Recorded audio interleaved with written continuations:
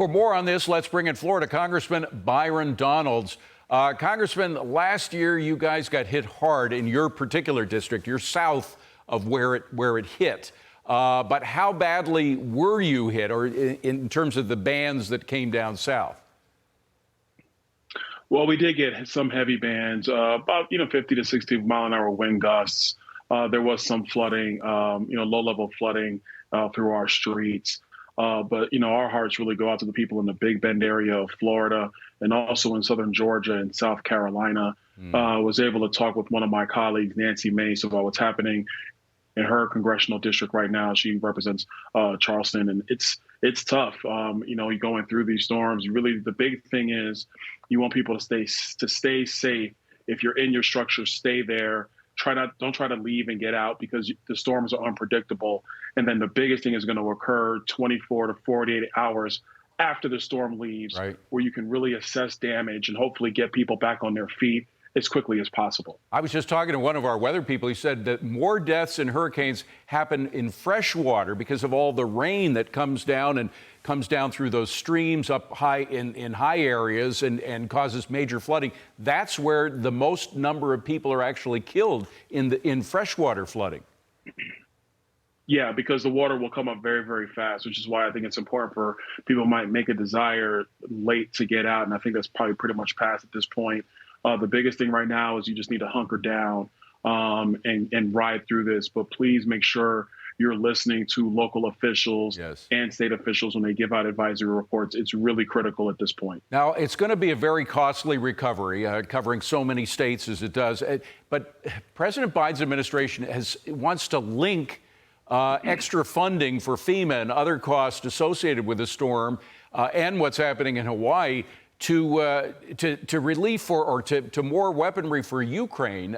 Senator Rubio spoke on that point, Florida Senator Rubio. I just want to play a soundbite, what he said about that, and get your reaction. Roll tape. I think you see people out there like the administration who desperately want Ukraine funding, believe that they're not going to be able to get it through the House or whatever. And so they say, well, the only way we're going to be able to get this is we have to make it as part of a deal with something everybody wants, or that the other side really, really wants, which is disaster recovery funding. And so they would link the two in that way. Now, again, that's what they were signaling last week. What do you think about that linkage? I don't agree with it. I think what we need to be doing is taking care of the American people right now. You have what's going on with Hurricane Idalia. You have what happened with the wildfires out in Maui. And look, let's be very clear. Southwest Florida and other parts of Florida are still recovering from Hurricane Ian. If you're going to do any supplementals, it needs to be for the American people's recovery first and foremost. Trying to tie it to Ukraine demonstrates what the priority is, frankly, of the White House. What the White House is trying to do is get the money they want to fund, frankly, a war that if Joe Biden was doing his job as commander-in-chief, we wouldn't even be in this situation in the first place. And because of his dereliction in duty and his fecklessness, frankly, around the globe, now the American people are being told that the only way that you're going to get disaster recovery funds from the federal government is if you continue to fund Ukraine. I think that is wrong. We should take care of America, take care of the homeland. And then I think there are definitely many members of Congress who will be willing to go ahead and fund Ukraine. But to tie them together, I think, is the wrong way to go. You know, of course, another big priority of the administration is green energy, and they excuse that expense, the trillions of dollars of expense for that, because of their interest in global warming, and it's all man-made. They really rushed in Hawaii in a very irresponsible way, I think, in saying that this was all a result of climate change. In fact, it seemed to be more of a result of the ineptitude of a lot of the public officials in Hawaii. And they did the same thing yesterday. I think we have the sound of the FEMA official yesterday speaking about its relationship to the storm's relationship to climate change. Roll tape on that. It's been characterized as a very simple issue, as if carbon dioxide emitted from fossil fuels is some sort of a control knob on the climate. Well, it just flat out isn't. Sure, humans are influencing the climate to some extent, but natural climate variability is far and away the dominant factor. And they're seizing on extreme weather events as motivating elimination of fossil fuels, which is fairly ludicrous because a warming climate doesn't necessarily, or there's no evidence that this is leading to worse extreme weather events. We've always had extreme weather. All right. Well, that obviously was not the FEMA director. That was a woman rebutting the contention of the FEMA director that these storms are getting worse and it's all a result of man-made climate change. And that woman was with Judith Curry. She's the former chair of the School of Atmospheric Sciences at Georgia Tech. She originally believed very strongly in man-made climate change, that theory, but now disagrees with it. Where do you stand in all this? Well, first, I don't believe in man-made climate change. That's number one. Number two, even if you believe in climate change, quote unquote, what are the actual solutions? What the Democrats want us to do is to send money and treasure over to the Chinese so they can strip mine the planet, basically dump a lot of emissions into the atmosphere and give us solar panels and windmills.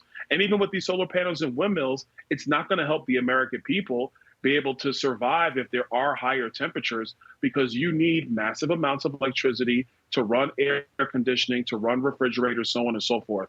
What people on the left who really dig into this climate change stuff really want for us to do is to unwind some of the very fabric of our economy. That doesn't make any sense.